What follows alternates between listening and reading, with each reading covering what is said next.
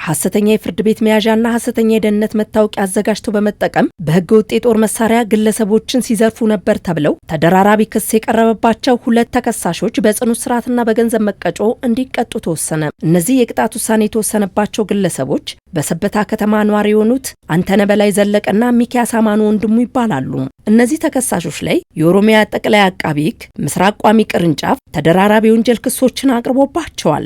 በዚህ በቀረበው ዝርዝር ክስ ላይ እንደተመላከተው አንደኛ ተከሳሽ በሚያዝያ 3 ቀን 2017 ዓ.ም ከቀኑ 6 ሰዓት ሲሆን በኦሮሚያ ክልል አዳማ ከተማ ወንጂ ቅርንጫፍ በተጻፈ ደብዳቤ መነሻ በፌዴራል ከፍተኛ ፍርድ ቤት የወጣ የሚመስል ሐሰተኛ የእስር ማዘዣ ሰነድን አዘጋጅቶ መጠቀሙ በክሱ ላይ ተመላክቷል። ሁለተኛ ተከሳሽ ደግሞ በሁለት ሐሰተኛ ስሞች በመጠቀም ፎቶውን ለጥፎ ሐሰተኛ የብሔራዊ መረጃ ደህንነት አባል የሚል መታወቂያ አዘጋጅቶ ሲጠቀም እንደነበረ በክሱ ላይ ተጠቅሷል። ይህንንም ሐሰተኛ ሰነዶችንና በሁለተኛ ተከሳሽ አማካይነት ህገወጥ ሽጉጥ በመያዝ በአዳማ ከተማ አዲሱ አውቶቡስ መናኸሪያ አካባቢ አንድን ግለሰብ በጦር መሳሪያ አስፈራርተው የዘረፋ ወንጀል ሊፈጽሙ ሲሉ ግለሰቡ ጩኸት በማሰማቱ መሸሻቸው በክሱ ላይ ተጠቅሷል። በሌላ በኩል በዛው ዕለት ከቀኑ 9 ሰዓት ላይ በአዲሱ አውቶቡስ ተራ አካባቢ በሚገኝ በአንድ ግለሰብ መኖሪያ ቤት በማቅናት በህገወጥ የቤንዚን ሽያጭ ተጠርጥሮ ከፌዴራል ከፍተኛ ፍርድ ቤት የስር ትዕዛዝ እንደወጣበት በመግለጽና በማስመሰል ሁለተኛ ተከሳሽ የደህንነት ሰራተኛ እንደሆነ ገልጾ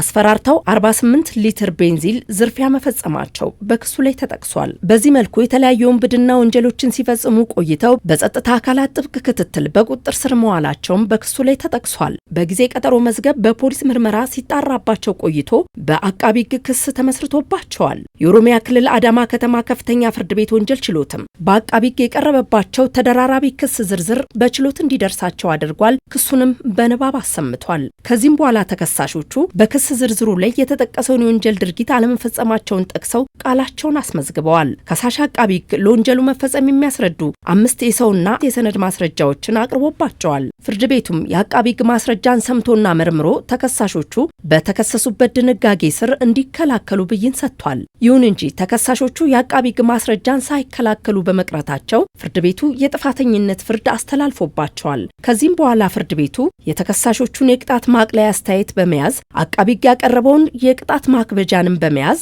የቅጣት ውሳኔ አስተላልፏል። በዚህም መሰረት ፍርድ ቤቱ አንደኛ ተከሳሽ ያቀረበውን የቅጣት አስተያየት ከግምት ውስጥ በማስገባት በእርከን 33 መሰረት በ10 ዓመት ከ5 ወራት ጽኑ እስራትና በ2000 ብር የገንዘብ መቀጮ እንዲቀጣ ወስኗል። ሁለተኛ ተከሳሽን በሚመለከት በእርከን 32 መሰረት ያቀረበውን የቅጣት ማቅለያ በመያዝ በ9 ዓመት ከ8 ወራት ጽኑ እስራትና በ1000 ብር የገንዘብ መቀጮ እንዲቀጣ ወስኗል። በተጨማሪም ፍርድ ቤቱ በተከሳሾች እጅ የተያዘው በኤግዚቢት የተቀመጠው ህገወጥ ሽጉጥ ለመንግስት ገቢ እንዲሆን ትዕዛዝ ሰጥቷል።